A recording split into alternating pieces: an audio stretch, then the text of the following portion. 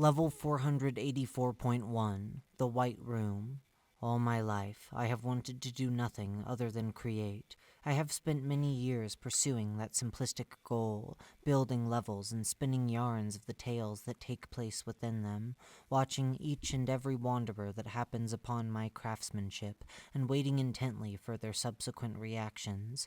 So it is true that I have made so much within the Backrooms during my limited time inside of it. Perhaps that is why they call me the Maker.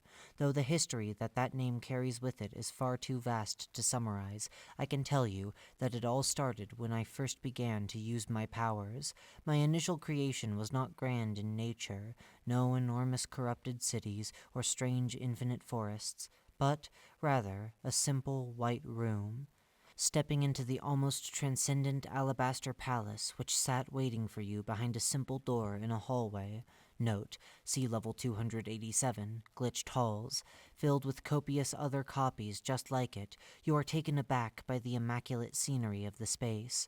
Although there are many nooks and crannies within the Backrooms which manage to entrance and enthrall, this newest example is perhaps the most powerful of all you have encountered. The milky whites of the walls, floors, and ceilings communicate a sense of security and sanctuary within that is often lacking in levels similar to it. If this room were a person, you may be inclined to trust her with your life, and to spill all of your well-kept secrets. Treading carefully from the entrance over to the fine white piano which rests in the center of the scenery, you glide your fingertips across its case in a respectful show of appreciation. The instrument is in such a fine condition that you wonder if it has ever been played, though the thought of such pristine keys never getting an opportunity to sing their melody saddens you somewhat. Looking away from the grand device of symphony and back over to the door you had just closed, you see that it has since disappeared, leaving no way of returning to the mundanity of the remaining Backrooms. Not that you'd ever want to in the first place. No, you are far safer and far happier in here. No image caption available.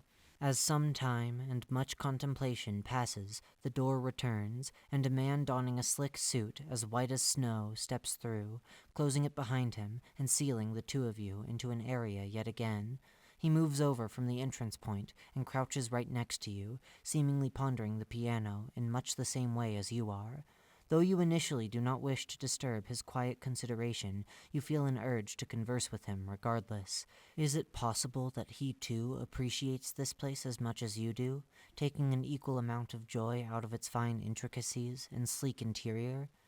It's beautiful, isn't it? Your question hangs amidst the air for a moment. The expression on the man's face is nigh unreadable, a swirling mixture of sadness and regret, yet satisfaction and perhaps even entertainment all battling each other simultaneously, with no clear victor taking hold. Yes, it is. I wish I had never made it.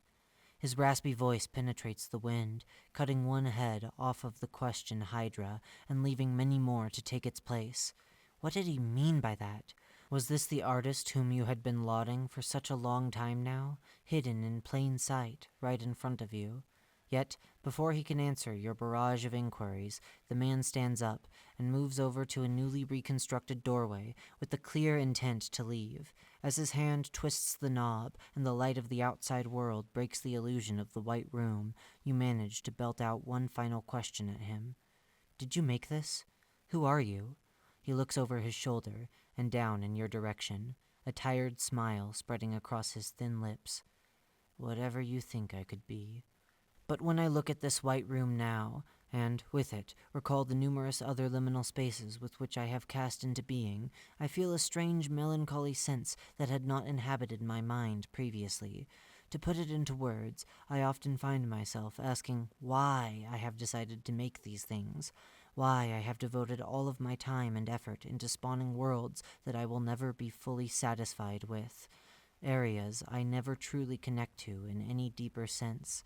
But maybe I already know the answer as to why. It could be that I build these levels because I am the maker, and because I am the maker, I must always make. After all, what would they call me if I didn't?